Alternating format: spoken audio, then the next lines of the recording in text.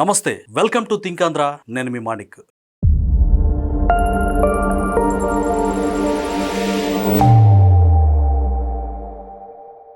ఈరోజు చాలా ఇంపార్టెంట్ విషయాన్ని మీతో పంచుకోవాలనుకుంటున్నాను.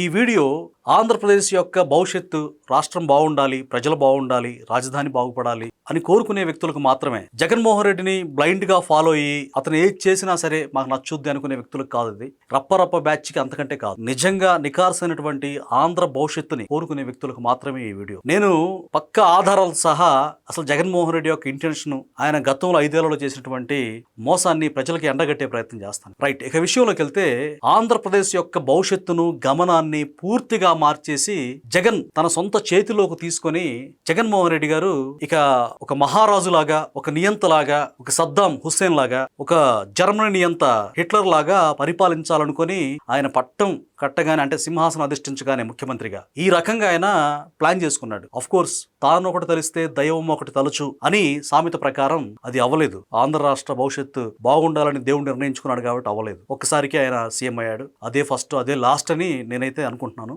అయితే జగన్మోహన్ రెడ్డి అసలు ఏం చేశాడనేది నంబర్ 1 నేను మీకు కనువిప్పగలిగి చాలా చేశాడు. 600 పేజీల పుస్తకాన్ని కూడా ఒక జర్నలిస్ట్ విధ్వంసం అని రాశాడు. అయితే తాజాగా రీసెంట్ గా జరిగినటువంటి అంశాలు, వెలుగులోకి వచ్చిన అంశాలను ముఖ్యంగా 3 అంశాలు నేను ప్రస్తావిస్తాను. ఒకటి, నంబర్ 1 ఇప్పుడు నేను చెప్పేది ఏంటంటే, మొట్టమొదటిది ఏంటంటే, రాష్ట్రంలో అత్యున్నతమైనటువంటి సర్వీస్ గ్రూప్ 1, దేశంలో అత్యున్నతమైన సర్వీసు సివిల్స్. కానీ ఇప్పుడు మనం గ్రూప్ 1 తీసుకుంటే జగన్మోహన్ రెడ్డి గారు 2018లో నోటిఫికేషన్ వచ్చింది. అంటే టీడీపీ చివరిలో నోటిఫికేషన్ ఇచ్చారు. అయితే ఆ నోటిఫికేషన్ లో 2019 జగన్మోహన్ రెడ్డి గారు వచ్చారు కదా, ఆయన వచ్చాక అసలు ఎలా వాడుకున్నాడంటే గ్రూప్ 1 ఉద్యోగాల్ని లంచాలకు అమ్ముకున్నాడు. అవును, మీరు వినేది కరెక్టే, నిజమే. వాటిని మామూలుగా సంతలో బేరం పెట్టినట్టుగా అమ్ముకున్నాడు. దానికి సంబంధించి ఒక ఉన్నతమైన అధికారి పిఎస్ఆర్ ఆంజనేయులు ఐపీఎస్, ఆయన ఆ పోస్టుల్ని ఎంత వేలం వెరిగా అమ్మాడంటే, దాన్ని గేదెలు కాసుకునే వ్యక్తులు, ఏదో ఒక పని చేసుకునే వ్యక్తులు, కూలి చేసుకునే వ్యక్తులు, 10th క్లాస్ పాస్ అయిన వాళ్ళు ఆ పేపర్లో వాల్యుయేషన్ చేశారంటే నమ్మగలరా? ఎస్, ఇది నేను చెప్పింది కాదు. కష్టపడి చదువుకున్న వ్యక్తులకు ఉద్యోగాలు రాకపోతే ఈ నోటిఫికేషన్ లో 2018 నోటిఫికేషన్ లో చంద్రబాబు నాయుడు గారి హయాంలోనే వచ్చింది అది. కానీ దాన్ని వాల్యుయేషన్ చేసింది, దాన్ని కండక్ట్ చేసింది మొత్తం కూడా జగన్మోహన్ రెడ్డి గారు. అప్పుడు ఇక దొరికిందే పండగ అన్నట్టుగా ఏం చేశాడంటే, లంచాలకి అమ్ముకున్నాడని చెప్పాను కదా, అనర్హులకి ఆ పోస్టులు కట్టబెట్టాడు. అంటే గేదెలు కాసుకునే వ్యక్తులు, అలాగే ఏదో ఒక పని చేసుకుని సాధారణ వ్యక్తులు, ఎడ్యుకేషన్ పెద్దగా లేని వాళ్ళు, కేవలం 10th క్లాస్ పాస్ అయిన వాళ్ళు, ఫెయిల్ అయిన వాళ్ళు కూడా మాన్యువల్ గా ఆ పేపర్లని దిద్దారు. అయితే ఆ దిద్దిన ఫలితంగా, అంటే ప్రీ ప్లాన్డ్ గా వాళ్ళకి ఎన్ని మార్కులు వేయాలి, ఇదంతా కూడా దారుణంగా ఒక ఫేక్ మార్కులు వేసి తతంగం చేశారు. పిఎస్ఆర్ ఆంజనేయులు ఆయన జైలు కూడా వెళ్ళాడు, ప్రస్తుతం బెయిల్ మీద ఉంటున్నాడు. అయితే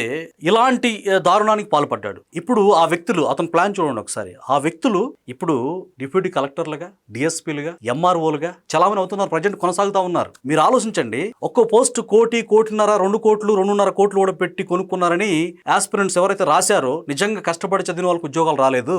సరిగ్గా చదువు లేని వాళ్ళు, డబ్బులు పెట్టి కొనుక్కున్న వాళ్ళు ఇప్పుడు యూనిఫామ్లు వేసుకొని డిప్యూటీ కలెక్టర్లు, ఎంఆర్ఓలు, ఆర్డీఓలుగా చలామణి అవుతా ఉన్నారు. ఇప్పుడు వాళ్ళు ఎలా ఉంటారు? అది వాళ్ళు కష్టపడి చదువుకొని జాబులు రాలేదు వాళ్ళకి. జగన్మోహన్ రెడ్డి గారు గవర్నమెంట్ లో చేసిన దారుణాలు, అవకతవకలు, దుర్మార్గాన్ని బట్టి వాళ్ళు ఉన్నతమైన పదవులు పొందారు. రాష్ట్రంలోనే అత్యున్నత సర్వీస్ గ్రూప్ 1 అని చెప్పాను కదా. ఇప్పుడు వాళ్ళందరూ ఎలా ఉంటారు? రాష్ట్రంలో ఉన్నత స్థానంలో ఉన్నటువంటి డిఎస్పీలు ఎస్ఐల్ని, సిఐల్ని ఆదేశిస్తారు. ఇప్పుడు ఎస్ఐలు, సిఐలు కష్టపడి మంచి కష్టంతో వాళ్ళు జాబులు కొడతారు. వాళ్ళని ఒక ఫేక్ డిఎస్పీ రూల్ చేస్తాడు, వాళ్ళ మీద అజమాయిష్ చేస్తాడు. ఆలోచించండి ఒకసారి. ఇప్పుడు ఈ డిఎస్పీ జగన్మోహన్ రెడ్డికి, ఆయన గవర్నమెంట్ కి లాయల్ గా ఉంటాడా? ఉన్నాడా? డెఫినెట్ గా ఉంటాడు. ఎందుకంటే ఆ అర్హత లేకపోయినా గానీ ఆ పోస్ట్ వచ్చింది అతనికి. ఇప్పుడు అలాంటి వాళ్ళు నేను చూసే కూడా కల్లారా. ఇప్పుడు వాళ్ళు ఉద్యోగాలు ఉంటాయా పోతాయా అని ఒక డైలమాలో ఉన్నారు. కోర్టుకి ఎక్కారు వాళ్ళు కూడా. అంతకు ముందు కోర్టులో వేశారు. ఫేక్ వాళ్ళని ఇప్పుడు కొనసాగేది 2018 నోటిఫికేషన్ లో జగన్మోహన్ రెడ్డి పోస్టులు అమ్ముకున్నాడని చెప్పి వాళ్ళు వ్యాజ్యం వేశారు. నిజంగా చదువుకొని బాగా ఎగ్జామ్ రాసినా కానీ జాబులు రాకపోతే వాళ్ళు కోర్టులో వేశారు. దాని ఫలితంగా ఇప్పుడు అది కోర్టులో నడుస్తా ఉంది. చాలా సీరియస్ గా ఉంది. కోర్టు కూడా తాజాగా కూడా దాని గురించి చాలా విషయాలని ఆదేశించింది. అంటే ఒక సిట్టుని ఏర్పాటు చేయండి, దీని విషయాన్ని త్వరగా తేల్చండి.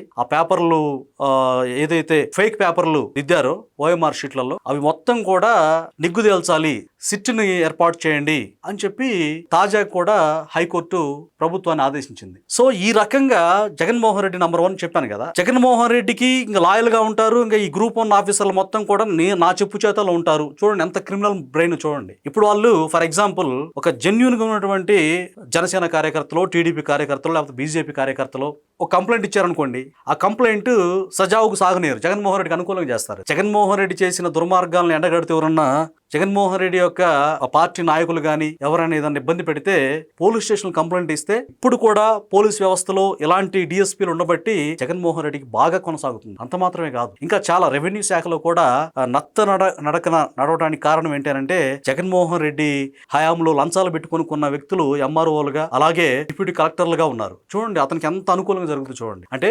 2018 నోటిఫికేషన్ లో దారుణంగా ఒక దోపిడి దొంగలాగా, బందిపీడు దొంగలాగా పోస్టులను అమ్ముకున్నాడు ఆయన. నంబర్ 1 అది కదా. నంబర్ 2 ఏంటంటే మద్యం కుంభకోణంలో ఏం జరిగింది? సేమ్ ఇదే స్ట్రాటజీ. ఫేక్ డిస్టిలరీలు ఏర్పాటు చేసి తనకు సంబంధించిన వ్యక్తులకి టెండర్లకు ఇచ్చి నిబంధనలు మొత్తం మార్చేసి ఒక ప్రజల యొక్క రక్త మాంసాలని నాశనం చేసేటువంటి ఒక స్పిరిట్ ని కలిపి లక్షల కోట్ల రూపాయలు దోచుకున్నాడు జగన్మోహన్ రెడ్డి. అయితే అందులో ఇప్పుడు ఆ వ్యాపారానికి సంబంధించినటువంటి డైరెక్టర్లు ఎవరైతే ఉంటారో ఆ డైరెక్టర్లు కూడా ఎవరంటే కిరాణా కొట్లో పనిచేసే వ్యక్తి, అలాగే ఎలక్ట్రికల్ షాప్ లో సేల్స్ మ్యాన్, ఇలాంటి వ్యక్తులు ఉన్నారు. వీళ్ళందరూ కూడా ఏం చేస్తారంటే కోట్ల రూపాయల ప్రభుత్వ సొమ్ము వాళ్ళకి తరలించేసింది ప్రభుత్వం. తర్వాత వాళ్ళ కమిషన్ వాళ్ళకి ఎంతో కొంత ఇచ్చేసి వీళ్ళు దారుణంగా వాటిని దోచుకుంటారన్నమాట. కొంతమంది అయితే ఆధార్ కార్డులు తీసుకొని అసలు వాళ్ళకి తెలియదు వీళ్ళ డైరెక్టర్లుగా ఉన్నారని చెప్పేసి ఈ మద్యం కుంభకోణంలో, ఈ మద్యం వ్యాపారంలో వాళ్ళు డైరెక్టర్లుగా ఉన్నారు వాళ్ళు. ఫర్ ఎగ్జాంపుల్ కొంతమంది ఆధార్ కార్డులు సేకరించి వాళ్ళకి తెలియకుండానే వాళ్ళ పేరున అకౌంట్లు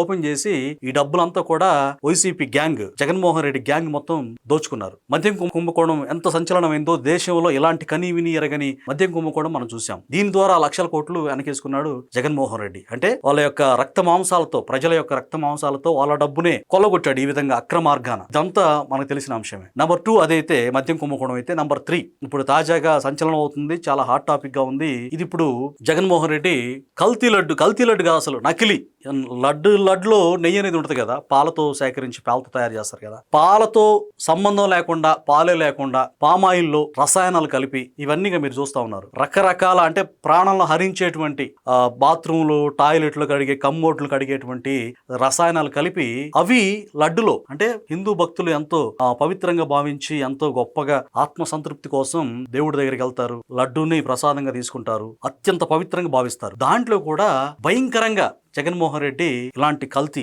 అంటే తినకూడని యాసిడ్లు, అలాగే రకరకాల కెమికల్స్ కలిపి ప్రజల యొక్క ప్రాణాలు పోతున్నా సరే నాకు డబ్బుంటే చాలు అని చెప్పి డబ్బు కోసం దాసోహం అయిపోయి కోట్ల రూపాయలు కొల్లగొట్టాడు. అంటే ఎంత డబ్బు పిచ్చి అంటే మీరు ఆలోచించండి ఒకసారి. అయితే ఏం చేశాడు? దానికి ముఖ్య వ్యక్తులను పెట్టుకున్నాడు. మిథున్ రెడ్డి మొత్తం కూడా అంతిమ లబ్ధిదారికి అందజేసే వ్యక్తి అతనే. అలాగే ఇంకొక వ్యక్తి ఎవరు? రాజకేశిరెడ్డి, అతనికి అనఫిషియల్ ఐటీ సలహాదారుగా ఉన్నాడు. తర్వాత బాలాజీ గోవిందప్ప, మరి భారతీ సిమెంట్స్ లో ఆఫ్ ద డైరెక్టర్, వాళ్ళకి బాగా నమ్మిన బంట అనమాట. ఈ వ్యక్తులందరూ మద్యం కుంభకోణంలో ప్రస్తుతం జైల్లో కూడా ఉన్నారు. అయితే ఇదంతా కూడా నిరూపితమే కదా, మొత్తం ఆధారాలు సహా బయటకు వచ్చింది కదా, దీని మీద సిట్ నిగ్గు తేల్చింది కదా. తర్వాత ఈ కల్తీ లడ్డు విషయం ఎంత దారుణం మీరు ఆలోచించండి ఒకసారి. అంటే ప్రజల గురించి ఏమాత్రం, ఇప్పుడు రాష్ట్రానికి ముఖ్యమంత్రి అంటే కన్న తండ్రితో సమానంగా భావిస్తారు కదా, రాష్ట్రాధినేత కదా, మరి అంత పెద్ద స్థాయిలో ఉండి ప్రజలు ఎటుపోతే నాకేంటి అని చెప్పి ఇష్టానుసారంగా దాంట్లో కుంభకోణం చేసేసి ఇప్పుడు ఏం తెలియకుండా క్లీన్ చిట్ ఇచ్చిందని నాటకాలు ఆడుతూ ఉన్నారు. క్లీన్ చిట్ ఇవ్వలేదు. సిట్ ఏం తెలిసిందంటే వీళ్ళు కల్తీ కలిపారు, ఇదిగో రకరకాల లబ్సా యాసిడ్ అని కెమికల్స్ కలిపి, ప్రాణాలు తోడేసేటువంటిది యాసిడ్లు కలిపి ప్రాణాంతకరమైనటువంటి కెమికల్స్ కలిపారు, ఇది తప్పు అన్నారు. అంటే గతంలో చంద్రబాబు నాయుడు గారు యానిమల్ ఫ్యాట్ కలిసిందని చెప్పి స్టేట్మెంట్ ఇచ్చారు. ఆ యానిమల్ ఫ్యాట్ అయితే అఫీషియల్ గా రాలేదు. దాన్ని పట్టుకొని సరే యానిమల్ ఫ్యాట్ కంటే కూడా, జంతు కొవ్వు కంటే కూడా ఇది చాలా ప్రమాదకరం కదా, నువ్వు కల్తీ లడ్డు కాదు, అసలు కల్తీ అంటే ఉన్న దాంట్లో కొంచెం కల్తీ కలిపితే అది కల్తీ అనేది లేకుండా పూర్తిగా నకిలీ అనమాట. నకిలీ లడ్డూలను తయారు చేసి ఆ ఆయిల్ మొత్తం కూడా ఫేక్ అనమాట. ఇట్లా చేసేసి దాన్ని ఇప్పుడు బొంకే ప్రయత్నం చేస్తున్నాడు. ఇప్పుడు చూడండి, గ్రూప్ 1 విషయంలో కానీ, అలాగే ఈ మద్యం కుంభకోణం కానీ, ఈ కల్తీ లడ్డు కానీ, దీని నుంచి ఎలా తప్పించుకోగలరు? అసలు ఇంత దారుణమైనటువంటి పరిస్థితి అసలు ఏ రాష్ట్రంలో ఎక్కడైనా ఉందా? గతంలో ఎప్పుడో కేజ్రీవాల్ ఉన్నప్పుడు ఢిల్లీలో ముఖ్యమంత్రిగా ఉన్నాడు, ఆయన 100 కోట్లు మద్యం కుంభకోణం అని చెప్పేసి జైల్లో కూడా పెట్టారు. కానీ ఇతను జగన్మోహన్ రెడ్డి ఏం చేస్తున్నాడంటే ఈ మద్యం కుంభకోణం తీసుకుంటే కనుక ఒక శుద్ధపూసలాగా, ఒక మంచి సచ్చీలులాగా మన జైలు నుంచి బెయిల్ మీద బయటకు వచ్చిన ఒక ప్రముఖుడు వైసీపీ ముఖ్య నాయకుడు చెవిరెడ్డి భాస్కర్ రెడ్డి. సో ఎంత నిర్లజ్జగా అబద్ధాన్ని నిజం అని చెప్పేసి నమ్మించే ప్రయత్నం చేస్తున్నాడు. అమ్మతోడు దుమ్ముతోడు అసలు మేము తప్పు చేయలేదు అని దేవుడి మీద ఒట్టేయడం కావచ్చు, రకరకాల ప్రగల్భాలు, ఇది అక్రమ కేసు, దుర్మార్గం అని చెప్పి చేశాడు. ఈ యొక్క చెవిరెడ్డి భాస్కర్ రెడ్డి ఏం చేశాడంటే కోట్ల రూపాయలు సంపాదించాడు దీని మీద. అంటే అంతిమ లబ్ధిదారికి 75% ఇస్తాడు జగన్మోహన్ రెడ్డికి. ఈ తప్పుడు సంపాదనతో 25% నొక్కేశాడు. అంటే 1,00,000 కోట్ల కుంభకోణంలో 25% అంటే చూడండి ఒకసారి. సో ఈ రకంగా అందుకే ఇంత దుర్మార్గం చేసి రాష్ట్రాలను లూటీ చేసి ప్రమాణాలు మళ్ళా ప్రజల యొక్క రక్త మాంసాలని పణంగా పెట్టి లూటీ చేసి సంపాదించినటువంటి డబ్బు ఖరీదైన లాయర్లను పెట్టుకొని మరి అలాగే రకరకాల అడ్డ మార్గాల్లో అంటే ప్రజలను ఇంకా మేము గెలుస్తాము, ఇంకా వస్తాము. మీరు చెప్పండి ఇప్పుడు 3 అంశాల్లో మరి ఎలాగ మనం చూడాలి ఈ అంశాలని? జగన్మోహన్ రెడ్డి ఇంత అరాచకం, నిర్లజ్జగా, నిస్సిగ్గుగా, ఎదురు లేకుండా చేస్తుంటే ఆ వ్యక్తిని ఏమనాలి? ఇన్ని లక్షల కోట్లు సంపాదించాడా? అతని యొక్క బుద్ధి, వ్యక్తిత్వం జరిగిన విషయాన్ని గుర్తు చేస్తాను నేను. విజయవాడ ఫ్లడ్ వచ్చినప్పుడు ₹1 కోటి ప్రకటించాడు. ఇప్పటికీ ₹1 కూడా ఇవ్వలేదు. ఏం కట్టుకుని పోతాడు? 6 అడుగుల భూమి మనిషికి ఉండేది. కానీ అతను కూడా జగన్మోహన్ రెడ్డిని అసలు మా నాయకుడు మామూలు వ్యక్తి కాదు, అసలు గొప్ప వ్యక్తి అని కొన్ని బ్యాచీలు రాష్ట్రాన్ని మరి ఏం చేయదలుచుకున్నారో నాకు తెలియదు. కానీ గ్రూప్ 1లో అసలు ఒక దారిదోపుడులాగా, దొంగల ముఠాలాగా గ్రూప్ 1 ఉద్యోగాలు బేరాలు పెట్టి చేస్తారా? హైకోర్టు దీని మీద సీరియస్గా ఉంది, ఇది తేల్చాలని. ఇప్పుడు జగన్మోహన్ రెడ్డికి ఎవరైతే డబ్బులు పెట్టి కొనుక్కున్నారో వాళ్ళు మొత్తం కూడా జగన్మోహన్ రెడ్డికి సపోర్ట్ చేస్తున్నారు. అంటే జగన్మోహన్ రెడ్డి యొక్క సైకాలజీ చూడండి. ఐఏఎస్ ఐపీఎస్ కూడా కేసులు ఇరికిచ్చాడు. అసలు ఏకంగా రాష్ట్రంలో ఉన్నతమైనటువంటి సర్వీస్ ని అతను నా వ్యక్తిలో ఉండాలి అంటే ఇంకా శాశ్వత కాలం, అతను చచ్చిపోయేంత వరకు కూడా. అంటే 30 ఏళ్ళు బతికితే 30 ఏళ్ళు, 40 ఏళ్ళు బతికితే 40 ఏళ్ళు. 40 ఏళ్ళు బతకర్లేండి, ఎందుకంటే ఇప్పుడు ఆయనకి 52 వచ్చినాయి. ఇంకా మహా అయితే ఒక 30 ఏళ్ళు కూడా కష్టమే, ఎందుకంటే ఈ రోజుల్లో అంత ఎక్కువ ఆయుష్ ఎవరికి ఉండలేదు. మరి జగన్మోహన్ రెడ్డి ఏం కట్టకపోదామని నాకు అర్థం కావట్లేదు. కానీ ఇంత చేసి ఇప్పటికి కూడా బుకాయిస్తున్నాడు, చూసారా కొసమెరుపు? ఇలా బుకాయిచ్చే వ్యక్తిని మళ్ళా అధికారంలోకి తేవాలంట. సైకో బ్యాచ్కి బుద్ధి ఉందే అని అడుగుతున్నాను నేనైతే. సో ఇంత దుర్మార్గం చేసి గ్రూప్ 1 పోస్టులు అమ్ముకొని కల్తీ లడ్డు తయారు చేసి మరి మద్యం కుంభకోణం చేసి అసలు ఇంత ప్రాణాలు తీసే వ్యక్తిని ఆంధ్ర ప్రజలు చేత్కరిస్తున్నారు, అసహించుకుంటున్నారు. ఇలాంటి చెల్లిని తల్లిని కూడా పట్టించుకునే వ్యక్తి, డబ్బుకు దాసోహమైన వ్యక్తి, ఇలాంటి రౌడీనా మేము కోరుకునేది అని చెప్పి అసహించుకుంటున్నారు. రాష్ట్రాన్ని నాశనం చేశాడు, లక్షల కోట్లు సంపాదించాడు, ఖరీదైన లాయర్లు పెట్టుకొని వ్యవస్థలను మేనేజ్ చేస్తా ఉన్నాడు. అలాంటి వ్యక్తి మరలా ముఖ్యమంత్రి అయితే రాష్ట్రం ఎంత నాశనం అయిపోద్దో, ఇక శవాలు గుట్టగా మారుద్దనేది ఇది సత్యం. ఈ 3 విషయాల గురించి మీరు ఇంకా గూగుల్లో సెర్చ్ చేయండి, ప్రీవియస్ వార్తలు సెర్చ్ చేయండి. నేను చెప్పిన దానికంటే 1000 రెట్లు వాస్తవాలు మీకు బయటకు వస్తాయి. ఇది ఈరోజు వీడియో. మరొక వీడియోతో మళ్ళీ మీ ముందుకు వస్తాను.